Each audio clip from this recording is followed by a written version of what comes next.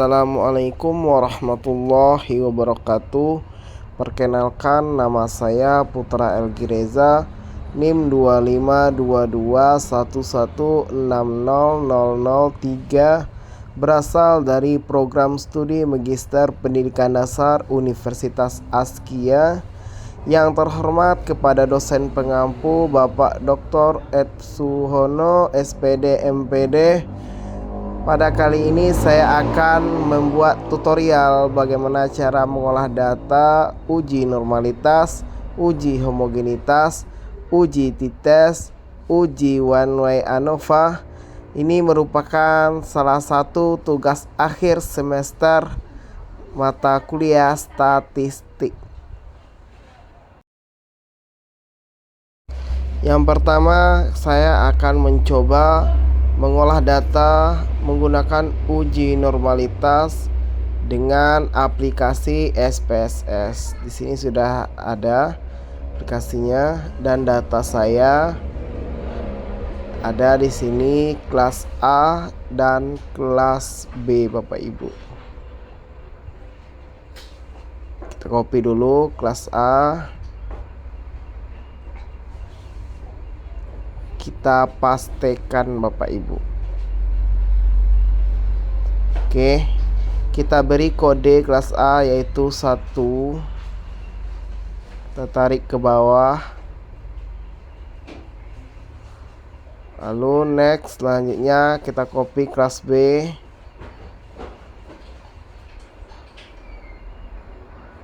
Lalu kita pastekan. Kita beri kode 2. Tarik ke bawah.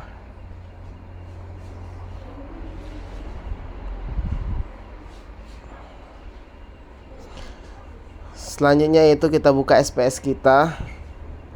Di situ ada data view dan variable view. Kita klik variable view. Bagian name, tabel pertama kita isi dengan hasil.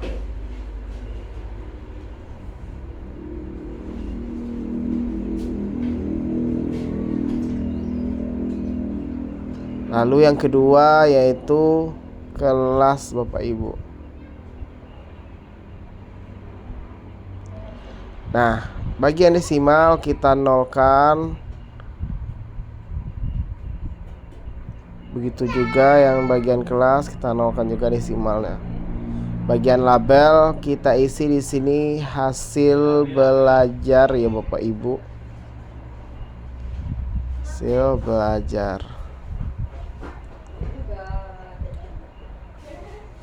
Lalu bagian kelas, tabel kedua, kita isi dengan kelas.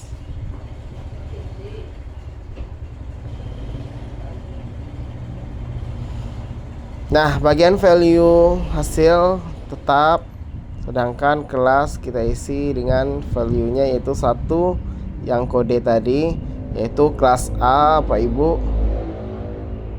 Kita add. Lalu value yang kedua labelnya kelas B. Oke. Nah, oke Pak Ibu. Kita klik data view. Itu sudah berubah ya Pak Ibu, ada hasil dan ada kelas. Yuk kita buka data kita tadi. Kita kopikan.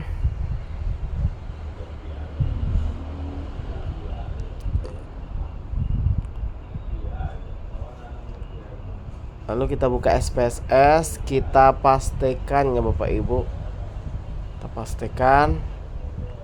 Paste.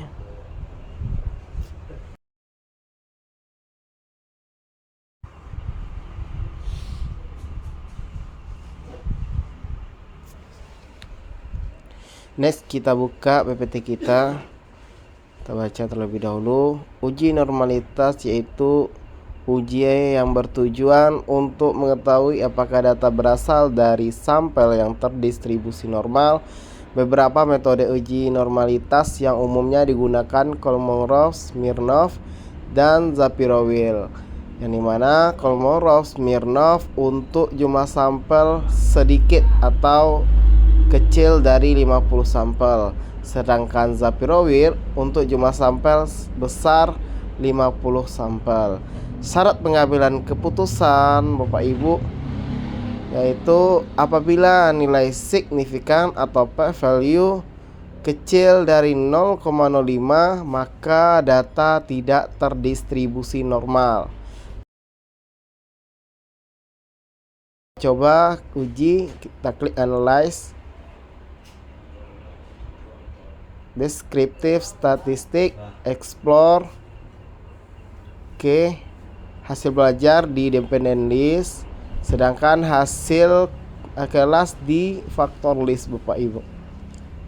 Kita option, oke, plot, kita centang normalitas atau normality. Oke, continue. Oke, kita tunggu hasilnya Bapak Ibu.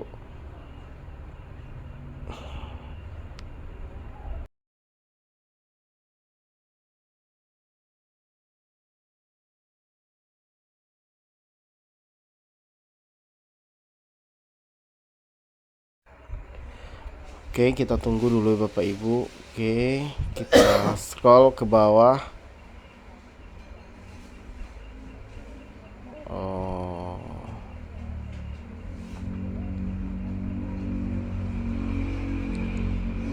Kita tarik lagi ke atas Bapak Ibu.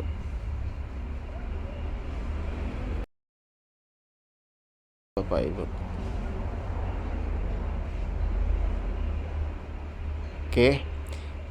Oke, di sini Bapak Ibu kita lihat test of normality yang dimana karena data kita kecil atau kurang dari 50 sampel maka kita akan menggunakan Kolmorov-Smirnov. Kita lihat PPT lagi ya Bapak Ibu.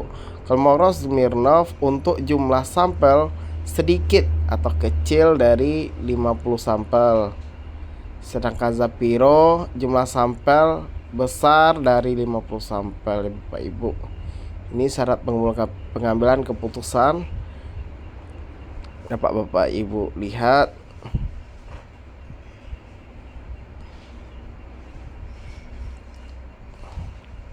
Oke, kita kembali lagi ke SPSS kita. Sebentar Bapak Ibu. Oke, karena kita kecil sampel kita maka kita menggunakan Kolmorov-Smirnov yaitu nilai signifikannya 0,200. Ini adalah nilai signifikannya besar dari 0,05, maka dapat kita nyatakan data kita terdistribusi normal. Nah, kita lanjut uji homogenitas. Uji homogenitas bertujuan untuk mengetahui apakah varians atau keragaman dari dua atau lebih kelompok data yang dibandingkan adalah sama homogen. Uji ini umumnya digunakan adalah Levens test and Bartlett test, yang dimana syarat pengambilan keputusan uji homogenitas nilai signifikan atau p-value based on means kecil dari 0,05 berkesimpulan varian data tidak homogen atau uji homogenitas tidak terpenuhi Bapak Ibu. Selanjutnya yang kedua yaitu nilai signifikan p-value based on means besar dari 0,05 berkesimpulan varians data homogen atau uji homogen terpenuhi Bapak Ibu. Kita buka data kita lagi. Kita coba klik analyze, klik comparements one way ANOVA, hasil belajar dependent list, kelas di factor list, kita option, kita klik homogenitas, centang, continue. Oke, Bapak Ibu. Nah, kita lihat di sini. Yang kita perhatikan yaitu baris pertama ya Bapak Ibu, based on main, yang dimana nilai signifikannya yaitu 0,337. Maka dapat kita nyatakan data ini homogen Bapak Ibu.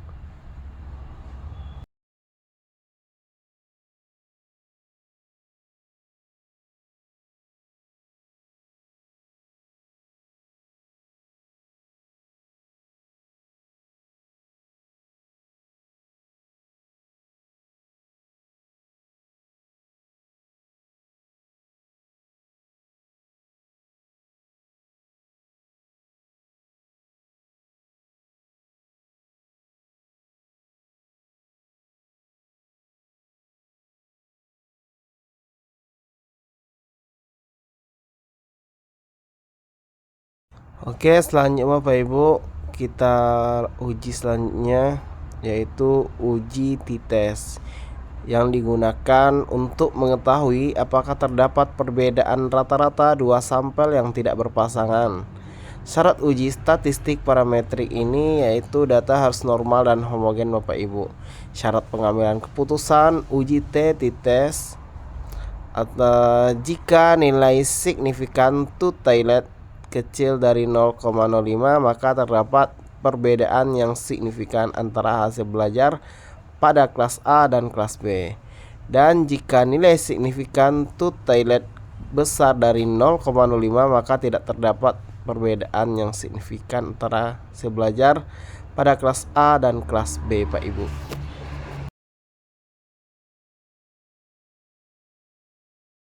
Untuk uji T kita buka data kita tadi. Kita klik analyze, kita buka compares mean. Nah, di sana ada independent sample t-test, Pak Ibu. Klik hasil belajar, test variable, kelas di grouping variable, defines group. Nah, ini adalah kodenya, continue. Kita klik OK, Pak Ibu. Nah, di sini kita perhatikan yaitu nilai signifikan t-tailetnya Bapak Ibu. Di sini nilai signifikan t-tailetnya yaitu kecil dari 0,01. Maka dapat kita simpulkan apabila nilai signifikan t-tailetnya kecil dari 0,05 maka terdapat perbedaan yang signifikan antara kelas A dan kelas B Bapak Ibu. Maka H1 kita diterima, H0 ditolak. Selanjutnya uji one way ANOVA. Uji one way ANOVA ini adalah metode statistik yang digunakan untuk membandingkan rata-rata dari 3 atau lebih kelompok data yang saling bebas. Ini bertujuan untuk menentukan apakah terdapat perbedaan signifikan secara statistik antara rata-rata kelompok tersebut. Uji ini termasuk dalam uji parametrik, sehingga ada beberapa asumsi yang perlu dipenuhi sebelum melakukan analisis, seperti kenormalan data, homogenitas data, dan independen sampel. Nah, syarat pengambilan keputusan uji one way ANOVA apabila jika nilai signifikan t-tailet kecil dari 0,05 maka terdapat perbedaan yang signifikan antara hasil belajar pada kelas A, B, dan C. Dan apabila nilai signifikan t-tailet besar dari 0,05 maka tidak terdapat perbedaan yang signifikan antara hasil belajar pada kelas A, B, dan C Bapak Ibu. Kita buka data kita SPSS tadi. Kita coba hapus dulu ya Bapak Ibu datanya. Nah, oke. Di sini saya ada data Bapak Ibu. Ada 3 kelas yang dimana hasil penilaian harian kelas 5 SD Alamku Ainur Rahmah Pasaman Barat Bapak Ibu. Ada kelas A, B, dan C. Oke. Sini sudah saya copy Bapak Ibu, sudah saya buatkan kode-kodenya 1 sampai 3. Kita copy aja lagi Bapak Ibu. Kita copy. Oke.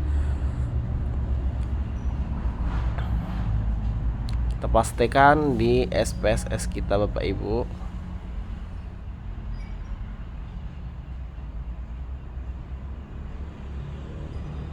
Oke, udah berubah ya Pak Ibu. Selanjutnya kita klik analyze. Terus kita harus mengetahui dulu apakah data kita ini normal dan homogen. Tentu kita uji seperti tadi ya Bapak Ibu. Oke, kita klik analyze. Deskriptif, statistik, explore seperti tadi ya Bapak Ibu. Ini sudah kita klik, kita upload. Ini sudah centang, continue. Oke. Nah, kita lihat bahwasanya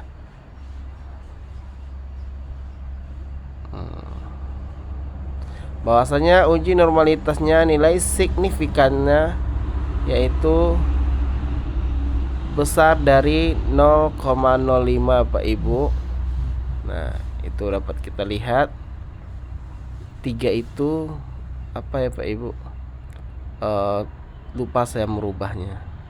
Itu adalah kelas C ya Pak Ibu. Nah, itu nilai signifikannya Bapak Ibu, besar dari 0,05. Oke Bapak Ibu, kita buka data kita. Kita akan coba menguji homogenitasnya lagi ya Bapak Ibu.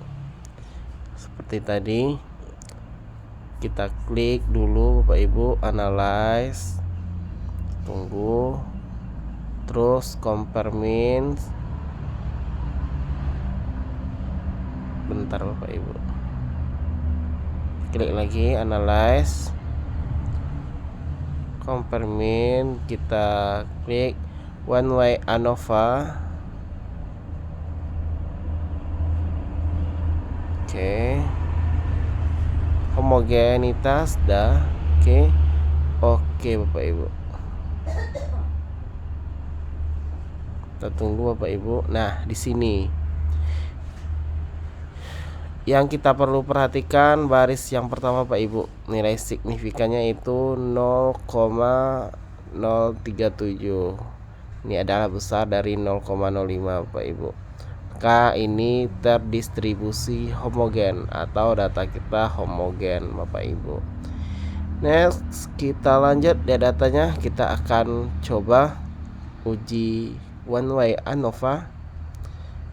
Kita klik analyze, lalu compare mean Pak Ibu. Next, baru kita one way ANOVA plot option. Nah, sudah, ini homogen tadi ya Pak Ibu. Nah, kita post hoc. Sini kita centang Turkey dan Berforoni, continue.